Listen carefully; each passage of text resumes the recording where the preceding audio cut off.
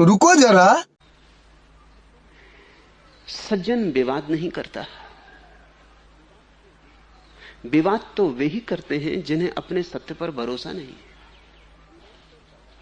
विवाद तो पैदा ही तब होता है जब तुम दूसरे के सामने कुछ सिद्ध करना चाहते हो, लेकिन यह बड़ा जटिल है। जब भी तुम दूसरे के सामने कुछ सिद्ध करना चाहते हो तो असलियत में तुम दूसरे के माध्यम से अपने सामने कुछ सिद्ध करना चाहते हो। तुम संदिग्ध हो। हिंदू सिद्ध करना चाहता है हिंदू धर्म सर्वश्रेष्ठ है। यह संदिग्ध है आदमी।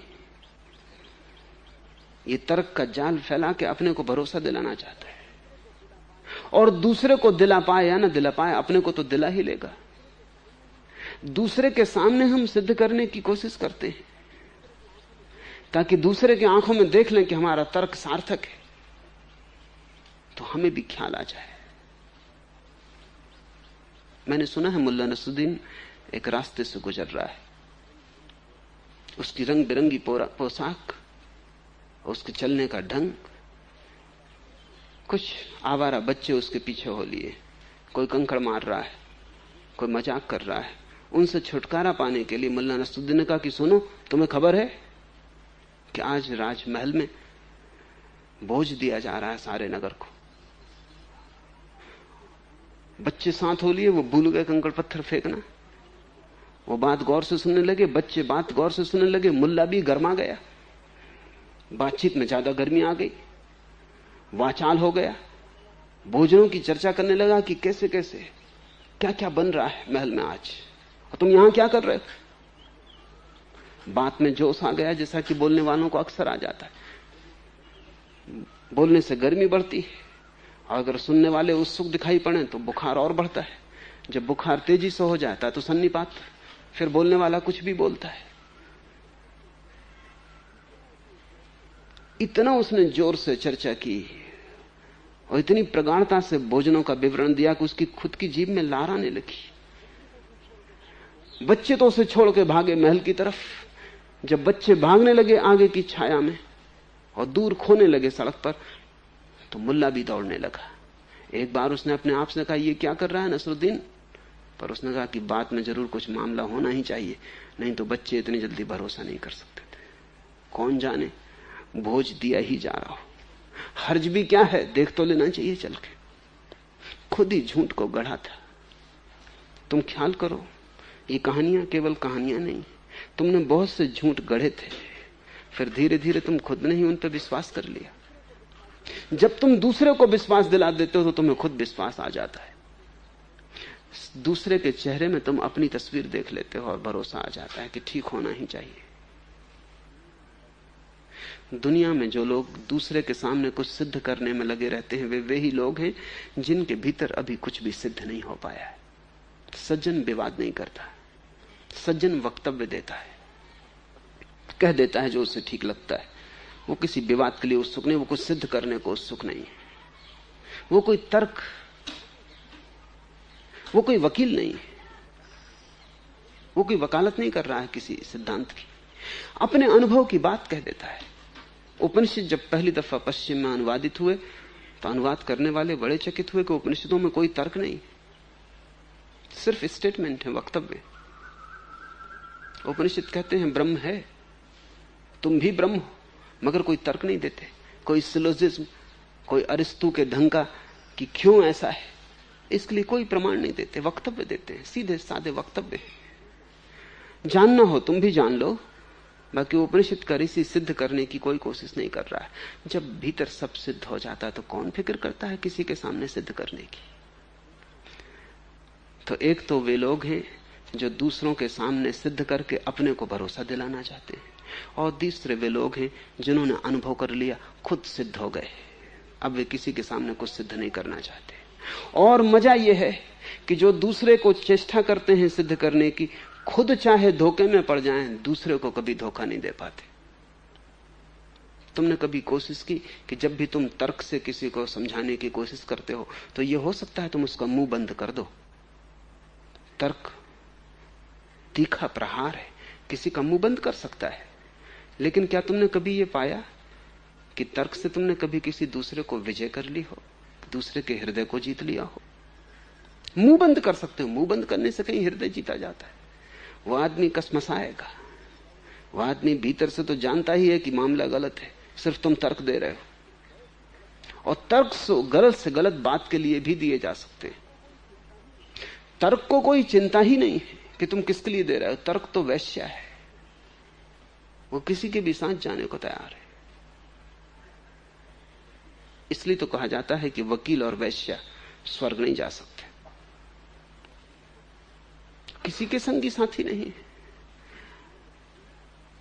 मुल्ला नसरुद्दीन एक दिन अपने वकील के घर गया और उसने जाके विस्तार से एक मुकदमा उस पर चलने वाला है उसकी सारी बात कही। सारी बात कह के उसने कहा कि क्या ख्याल है आपका, जीत सकूंगा या नहीं? वकील ने कहा कि जीत 100% निश्चित है, इसमें तो कोई मामला ही नहीं, तुम जीते ही हुए हो, बस थोड़ा अदालत से गुजरना है, प्रक्रिया से, अन्यथा तुम जीते हुए हो। मुल्ला ने नमस्कार की और चलने लगा। वकील ने कहा कहां जाते हो? मेरी फीस और सारा इंतजाम। उसने कहा कोई जरूरत नहीं, ये तो मैंने विपक्षी की तरफ से सारी बात कही थी, अब लड़ने की कोई जरूरत ही नहीं। ये तो मेरे विरोधी की तरफ से मैंने मामला पेश किया था और तुम कहते हो कि 100% जीत, तो मामला खत्म ही है, हार ही जाना बेहतर, मुकदमा जाने अदालत तक जाने की जरूरत क्या है?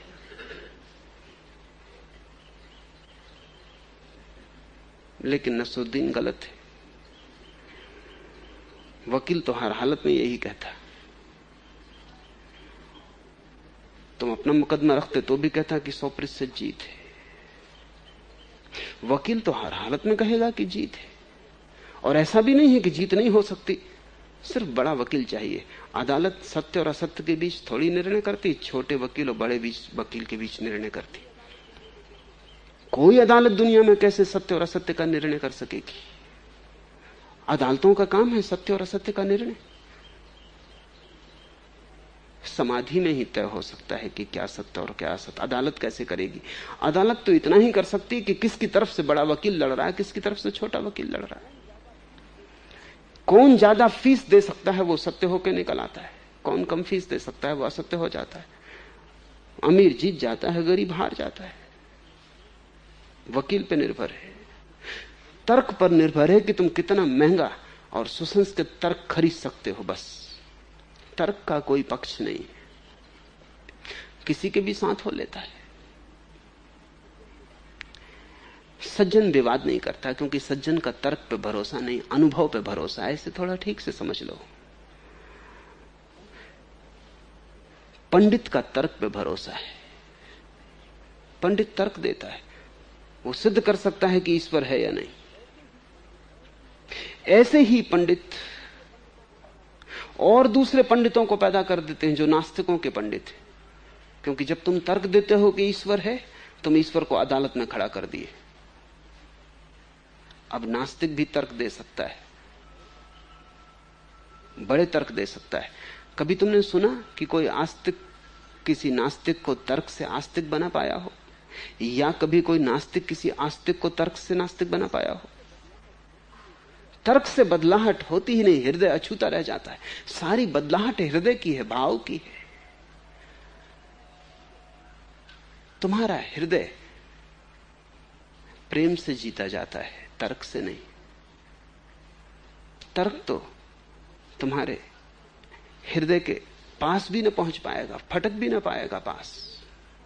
सज्जन तुम्हें जीतता है अपने होने से, उसका व्यक्तित्व ही उसका एकमात्र तर्क है, उसका होना ही एकमात्र प्रमाण है।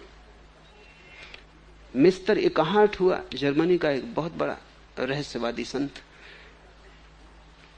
एक तर्कनिष्ठ पंडित उसके पास गया और उसने कहा, इकहार्ट, मैंने सुना है कि तुम ईश्वर में भरोसा करते हो, तो मेरे सामने सिद्ध करो, मैं तुम्हें चुनौती देता हूं। इकहार्ट ने कहा, चुनौती हम स्वीकार करते हैं, लेकिन हमारे सिद्ध करने के ढंग अलग अलग हैं। तुम बातचीत करोगे, मैं मौन बैठूंगा। तुम बुद्धि का फैलाव करोगे, मैं हृदय को बहाऊंगा। तो कह नहीं सकता कि हमारा मेल कहीं हो पाएगा कि नहीं हो पाएगा, क्योंकि हम अलग अलग तरह के लोग हैं। मेरा होना ही प्रमाण है ईश्वर का। मेरी तरफ देखो, मेरी आंखों में झांको, क्या तुम्हें मेरी आंखों में वैसी झील दिखाई पड़ती है जिसका कोई अंत ना हो? अगर दिखाई पड़ती है तो परमात्मा के बिना यह कैसे हो सकता है? मेरे पास आओ, मेरे हाथ को अपने हाथ में ले लो, अनुभव करो क्या कोई प्रेम तुम्हारी तरफ बह रहा है अकारण? अगर अनुभव कर सको तो बिना परमात्मा के ये कैसे हो सकता है? मैं प्रार्थना करने बैठूंगा, तुम बैठो, देखो आंख से अपूर्व आंसू बहते हैं आनंद के। तुम मेरे आंसुओं को समझो। क्या बिना गहन प्रेम के ये संभव है? क्या गहरी विरह वेदना के ये संभव है? अगर परमात्मा ना हो तो इतना विराट प्रेम की प्यास मुझ में कैसे हो सकती है? तुम मुझे जानो, शायद तुम पहचान लो, लेकिन तर्क मेरे पास कोई भी नहीं, मैं ही तर्क हूं। संत स्वयं तर्क है, और जो संत को समझ सकते हैं उनके लिए परमात्मा एक सिद्धांत हो जाता है, क्योंकि संत ही असंभव है बिना परमात्मा के। संत प्रमाण हो जाता है। संत इस पृथ्वी के गहन अंधकार में उस महाप्रकाशवान की छोटी सी किरण है, माना कि मिट्टी का दिया है, मगर ज्योति उसी परमात्मा की। और अगर तुम मिट्टी के दिए में जलती ज्योति को पहचान लो तो आकाश के महासूर्यों में भरोसा आ जाएगा। लेकिन संत विवाद नहीं करता। विवाद तो हिंसा है, असज्जन का लक्षण है। विवाद जबरदस्ती है तुम्हें दबाने की। विवाद हिंसात्मक आक्रमण है तुम्हारे ऊपर। विवाद का अर्थ है कि मैं सिद्ध करके रहूंगा और तुम्हें झुकना पड़ेगा। विवाद तलवार है, सूक्ष्म शब्दों की, तर्क की, लेकिन है तलवार। और तुम विवाद के सामने अगर झुक गए, अगर तुमने ऐसे तर्क मान लिए जिन्हें तुम्हारा हृदय इंकार करता था, तो तुम भटक जाओगे। तुम आस्तिक भी हो सकते हो तर्क मान के, तब भी तुम आस्तिक ना हो पाओगे, क्योंकि आस्तिकता का कोई संबंध ही तर्क से नहीं। तुम नास्तिक भी हो सकते हो, दोनों बराबर है। आस्तिक और नास्तिक में जरा भी फर्क नहीं है। अगर तुमने तर्क के कारण, विचार के कारण आस्तिकता और नास्तिकता को चुन लिया, तुम में कोई बहुत फर्क नहीं है। तुम एक ही नदी के दो किनारे हो। फर्क तो उस आदमी में है जिसने तर्क के कचरे को एक तरफ फेंक दिया और हृदय की पुकार सुनी, आवाहन सुना अपनी ही गहराइयों का। धरातल पर, सतह पर जो हो रहा था उसकी चिंता छोड़ दी, विचार की तरंगों की गहन में उतरा, भीतर की पुकार सुनी और उस भीतर की पुकार के सहारे चलने लगा। वही आस्तिक है। लेकिन उसको आस्तिक कहना भी ठीक नहीं, क्योंकि वो नास्तिक के विरोध में नहीं। वस्तुतः वो आस्तिकता नास्तिकता के पार हो गया, क्योंकि तर्क के पार हो गया।